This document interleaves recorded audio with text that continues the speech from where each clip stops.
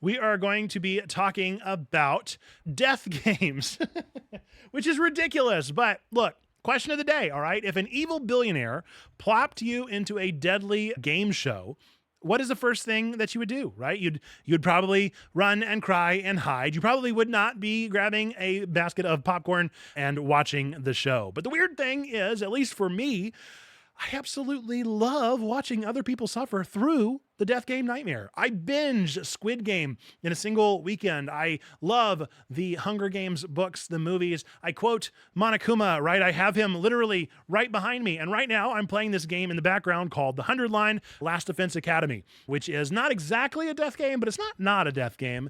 And I just love these stories. And so I wanted to unpack the reason why I think there might be so much inertia behind these tropey works of art for me. And so I want to unpack three ideas. The first one is, where did they actually come from? A little origin story for those of you who maybe haven't followed the road of death games as I have. Why is it? The second thing is, why is it that they hit us so hard? What is the reason that they've had such a psychological and cultural impact? And then, against all odds, the third thing I'm going to do is probably preaching a little sermon here about hope every single time. And yes, I do get to gush about Danganronpa because that series is, practically tattooed on my heart: despair versus hope. So without further ado, let's get into it. First, picture the beginning of this era, 1924. A short story is released called The Most Dangerous Game. It drops the bombshell idea that rich people might hunt humans for sport. It's good times, right? It's fun stuff there, a real delightful story, and yet it sells, it goes places. Jump a few decades later, you have stories like Stephen King's, pen name Richard Bachman giving us The Long Walk and Running Man, dystopian government putting lives on the line for television ratings. Fast forward to the turn of the millennium, and Japan says, hold my ramen, and unleashes Battle Royale, a whole ninth grade class forced to murder each other on an island while wearing exploding dog collars. It's shocking. It's banned in some places, but it's instantly legendary and iconic. You go into maybe my childhood a little bit, and we have young adult novels starting to enter the scene of the Hunger Games, or maybe you have the gory classic of Saw. Maybe you even have Squid Game eventually entering into the fray. We have this back and forth between Eastern and Western culture and pop media, just continuing to infiltrate into the stories that we love and the things that we love to tell.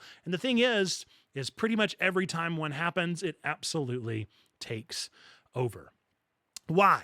What is the reason that this seems to work so well? Now that we understand a little bit about where it came from, what's the reason that it seems to always be so pervasive?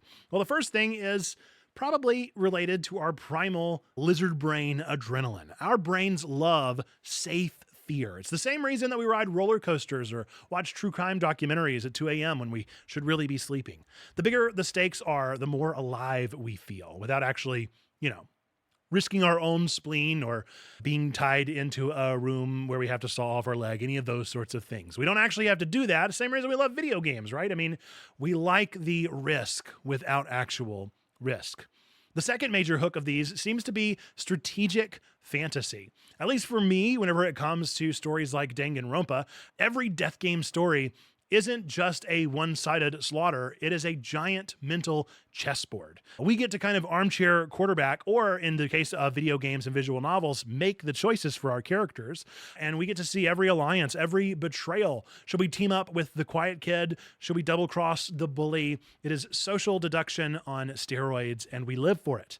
The third hook is probably that we love moral mirrors. We love whenever narratives take the time to yank away the politeness of society and ask, who are you really under the surface? The question stings because deep down, we are afraid we might discover something ugly within ourselves, or maybe discover something heroic. Either way, we can't look away from the drama. And that's the premise, again, of Danganronpa, this despair versus hope. The fourth hook for me is probably social commentary. We can look really to the analysis of Battle Royale or Hunger Games for this, in which you really get a look at authoritarian schooling in Battle Royale, or Hunger Games, which is unapologetic about its reality TV voyeurism and wealth inequality in its gap. Squid Game roasts predatory capitalism and debt culture. The better the satire, the sharper the hook. And we love to see those get their due. Now, of course, I mentioned my bias, my beloved Danganronpa. Evil robot bear locks gifted teens into a school and says kill or be killed. But the true battle isn't knives versus baseball bats. It's despair versus hope. The villain's whole goal is to prove that hope is meaningless. So I guess, spoiler alert, sound familiar? Because in the Christian story, right, despair's mouthpiece is death itself. The entire gospel hinges on whether hope outlasts despair. We have the good end of that story. And so whenever we play games and we see Makoto Naegi stand up in the final trial and talk about hope, where there's life, there is hope, it feels kind of biblical.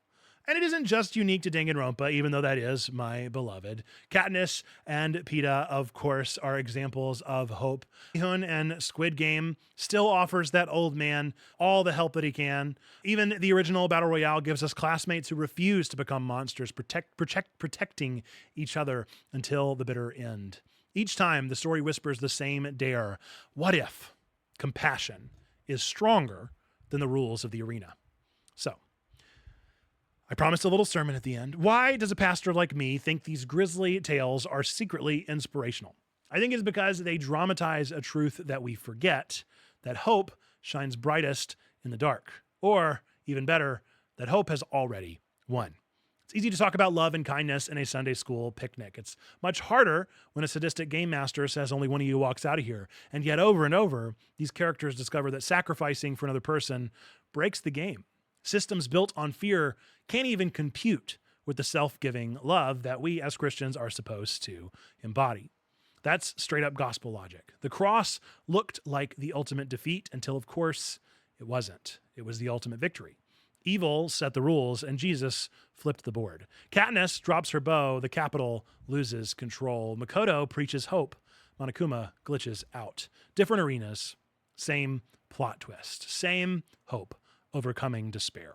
So, next time you queue up a Death Game marathon or I wonder if I should give Danganronpa a try after Nerd Pastor Native talked about it so much, I want to encourage you to think about these things from a spiritual or at least philosophical end of things. Try to spot the moment of compassion. Pause, identify it in whatever you're doing, and ask yourself, why is this working or not working? Maybe name your arena. What's a place that you might feel vindicated in calling out the debt of Squid Game, toxic work culture, or maybe in the comment section of the internet?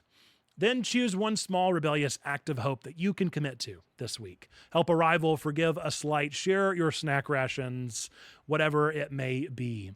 Consider what it means to not love those who love you, but to love those who hate you, because that is the true victory.